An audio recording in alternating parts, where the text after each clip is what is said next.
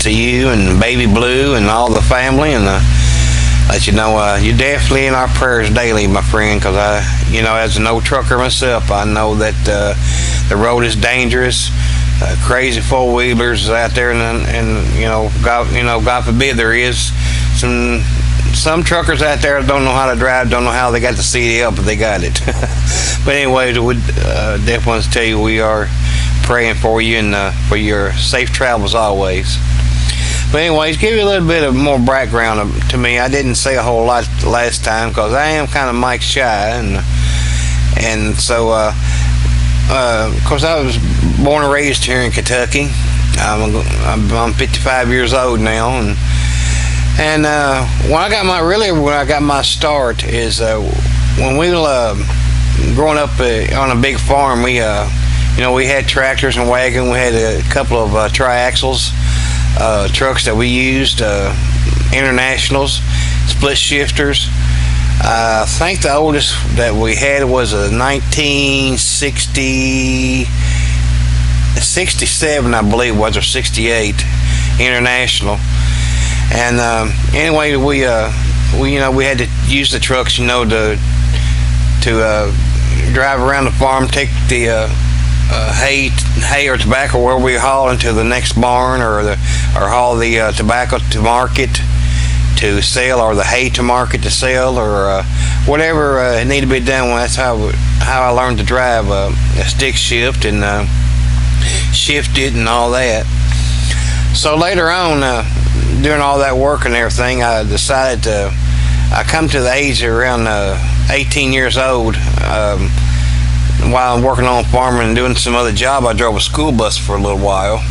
Probably about 2 years I drove a school bus until I got to the age where I can, come legal age as be a truck driver. Of course, back then, the only thing you had to have was a chauffeur's license. That's all you had to have. There wasn't no such thing as a CDL license at that time. But anyways, I did go to truck driving school. Shortly after I stopped driving the school bus, went to truck driving school. It was called USA Trucking Academy. They had a big school down there in Clarksville, Tennessee it was. And I went through their school, and I applied with J.B. Hunt. And J.B. Hunt did not recognize the school at all. So they had a school themselves down in Bowling Green, Kentucky, at Bowling Green State Botech. So again, I had to go through training again. But luckily, I had the training from the other school to know what I was doing at the next school. But J.B. Hunt paid for it and all that, so hey, I wasn't going to complain.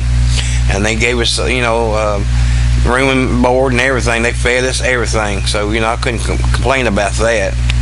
But anyways, after finishing up, with the truck driving schools, I did go with J.B. Hunt, and I really liked J.B. Hunt there, but they didn't treat the drivers too good. But I want to stay there long enough to start getting some experience in. And once I got away from the driver trainer, I went ahead and got my own truck and drove all over. Anyways, after a year after driving with them, I started with their guy down in Freetown, Indiana.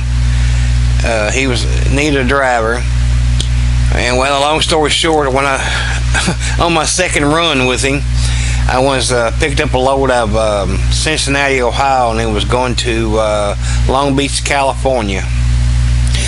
And I was coming off of the interstate there into Long Beach. It's not too far. You probably know where the big harbor is, right there in Long Beach, California. Well, I was there at the stoplight, waiting for it to turn green so I can make my right-hand turn. Well, long story short, I was making my right-hand turn. Next thing you know, I heard a air horn, and I seen these headlights coming to my left. This guy ran a stoplight. Well, I didn't have no choice but turn the wheel, and next thing I know, the back of the trailer got caught on them big old concrete poles they had down there next to the stoplight, and it broke several ribs and everything on the trailer. So I had to sit in Ontario, California for 4 or 5 days while they try to fix the trailer. And I got a load out of there and went back towards Indiana with it. Next thing I know, well, I was out the door.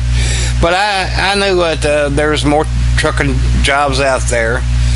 So I found a guy that was in Winchester, Kentucky. He had a bunch of trucks. I think he had like 8 trucks.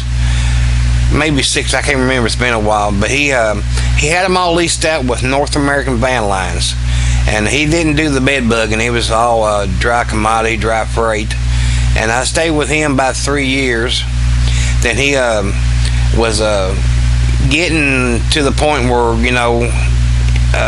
couldn't pay his drivers, and everything was starting to fall apart in him, and the next thing I know, I had to leave there.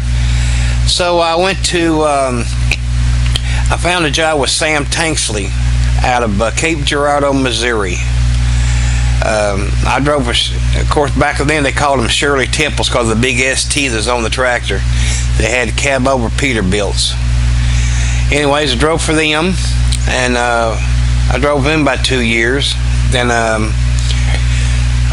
they started going out of business about the time I was getting ready to turn 2 years service with them. They was getting ready to go out of service. The Sam Tanksley had died, and a lady that owned the Peterbilt right there in Cape Girardeau, Missouri, well, she was falling ill, and her kids didn't want nothing to do with the trucking company anymore, or the Peterbilt service. So next thing you know, well, we was out of business. So for a little while, until I can find another trucking job, I went back to driving the school bus for a little while and helped my daddy on the farm. Of course, I was married at the time, and well, me being gone and all that kind of fixed that in, but that's a different story. Then I found a job with, let me think. I started with MS Carriers. That's who it was. I went with MS Carriers.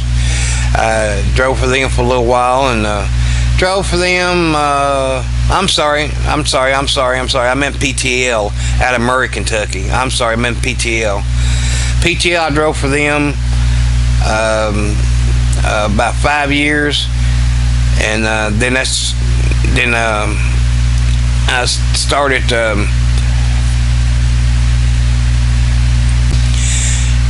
I did get good miles out of with PTL. Went to California, all 48 states, been into Canada, but I don't know. They changed. I loved them when they first started. I loved them. I said, man, I finally found me a home with PTL, which is called Pascal Truck Lines. So I went with them, stayed with them about 5 years, and I drove.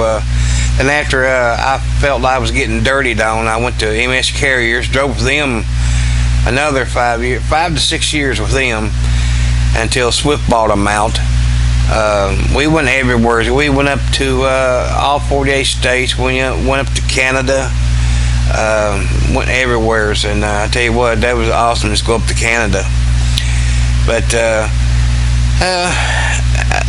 one time I was at a truck stop when I was with MS Carriers. I noticed I wasn't feeling right, and when I got home and everything, I went to the doctor, and I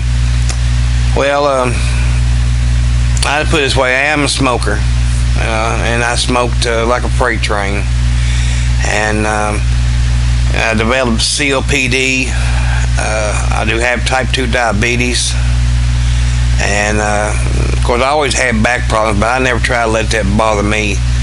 But it's mainly my COPD what kicked me off the road.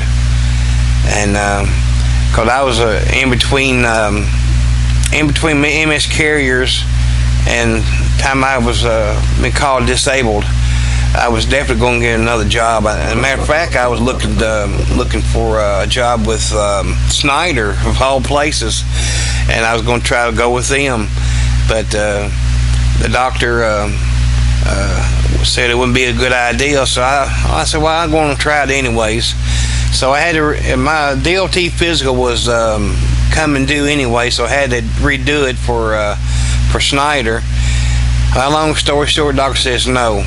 He failed me. He said that I was in bad shape. Don't need to be out on the road anymore. But so that was the end of my trucking career. But I just still didn't let me down. I didn't go on disability, right away. I stayed with several jobs. I still helped my daddy in the tobacco crop when he was still alive, and then I drove a little not school bus, but a little bus for the senior citizen here in town. I did work for Papa John's.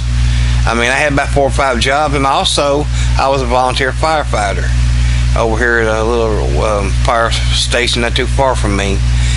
And no, I stayed busy, and I stayed busy, and then finally in around 2004, it hit me hard. I collapsed, and I didn't know what was going on, and they rushed me to the hospital and stuff like that. Well, long story short, they said my lungs are about gone. But praise God, and I thank the Lord for it. I'm not on oxygen.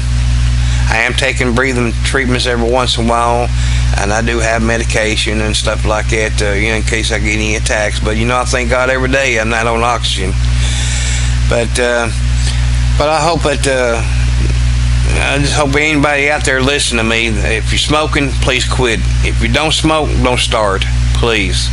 It's a bad habit, and it ruined me, and I know it ruined everybody else. So, but anyways, Johnny, just want to give you a little bit more background on me, how I got into trucking and how I started and all this and all that. So, once again, I want to say how much I really care about you and your family, and you're such a blessing to me. I mean, like I said before, that I'm just watching you just so I can just ride along. And I tell you what, you tickle me to death when you blow that horn through them tunnels. I mean, it just tickles me to death. And I tell you what, when you start laughing like you do, I tell you what it reminds me of. If you remember the movie Home Alone,